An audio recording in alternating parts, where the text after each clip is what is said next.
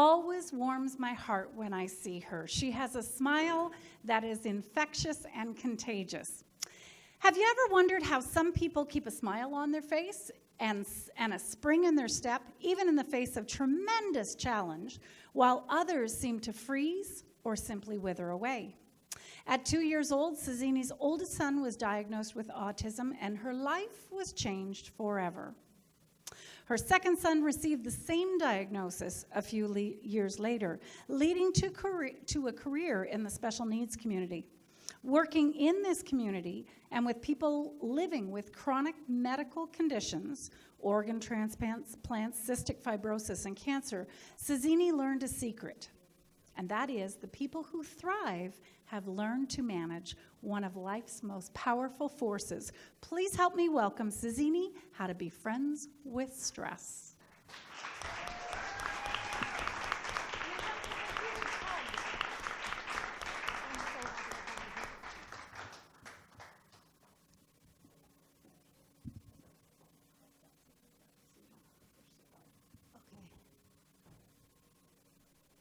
Okay. That's really bright.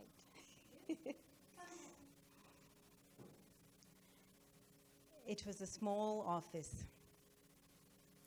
And as I sat there listening to the psychologist say the words that would change my life forever, it felt like the walls were closing in and squeezing the life out of me. He told me that the results of his tests showed that my son had autism. I was devastated. Ethan was only 2.5 years old, and I didn't know what this meant for his future. Would he ever learn how to speak? Could he be toilet trained? Could he ever learn to play like other kids? Would he have a job? And what would happen to him after my husband and I were no longer there to look after him?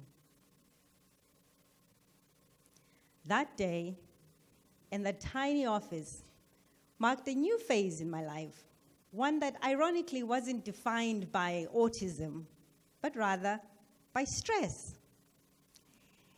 It was this huge weight that I carried everywhere on my head, and this big rock that was just always crushing in my stomach. In those days, I had a hard time processing the fact that stress is actually a good thing. Stress is the reason all of us are here tonight in the Comedy Nest. It's because at some point, one of our ancestors correctly used stress when they faced the saber-toothed tiger. And as a result, their genes are here today.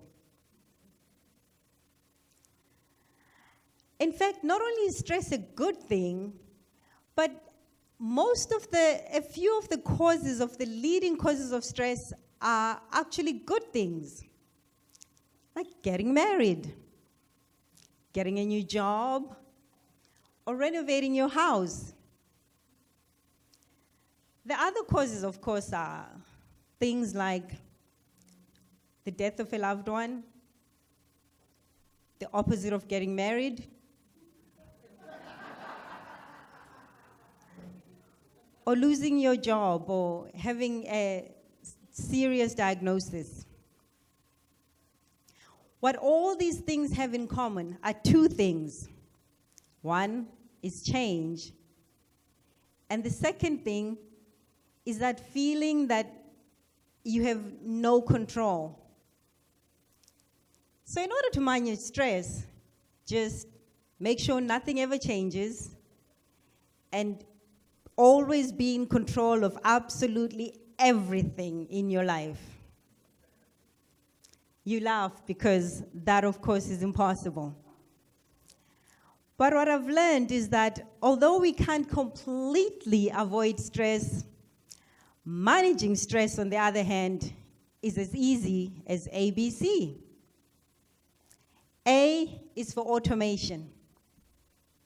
And if in our everyday life we could automate our lives as much as possible, for example, when we get home, if we always put our glasses in the same spot, or our keys. That would help reduce our stress somewhat. And when it comes to lifelong decisions, important decisions, if we could take the time to figure out what we value and why those values are important to us. When we come across things like having to make medical decisions, for example, if we have that list, we at least have some idea of automation in that we can make it a little bit easier. B is for breathing. Breathing in a way that's as if you have no care in the world, as if you are at your favorite place with your favorite people doing your favorite things. Perhaps at a beach, holding a glass with a little umbrella on it. Because here's the thing, whether you tell your body through breathing or you do it by being in that place, your body doesn't know any better. And it will always respond appropriately to the way you breathe. C is for control. Figuring out, no matter how stressful the situation you are in, figuring out what it is that you can actually control. Because all of us love to be in control. And when we're not, we get stressed out. July 7, 2017. My family and I were living our dream life. After years and years of preparation, we were able to take our kids on our trip and we were on safari in Zimbabwe. And we're just watching a herd of male elephants. And after a few minutes, one of them decided that he didn't like the way we looked, so he mock charged us. So our driver took off to give him his space. But just as we went around the corner, right there in the middle of the dirt path was a breeding herd with babies. And one of the juvenile males decided he didn't like the way we looked. So he also started to charge us. And in that moment, I realized that the first thing I needed to do was to keep my kids calm so that the elephants could be calm. And to do that, I had to be calm. And the only thing I had was my breath, just to breathe. The second thing was, I didn't want my kids to be afraid. I had no control over whether or not the elephants would charge us, but I could control how our last moments were. So I held on to my kids, and I covered them with the blankets that you have, and we played little games under the blankets. I could at least control that. So no matter what happens, you can always control something. We may not be able to control stress, but with the ABCs, that is where, in the ABCs, is where rational decisions can be made. It's where good sleep can happen. And it's where you can live your dream life, no matter what.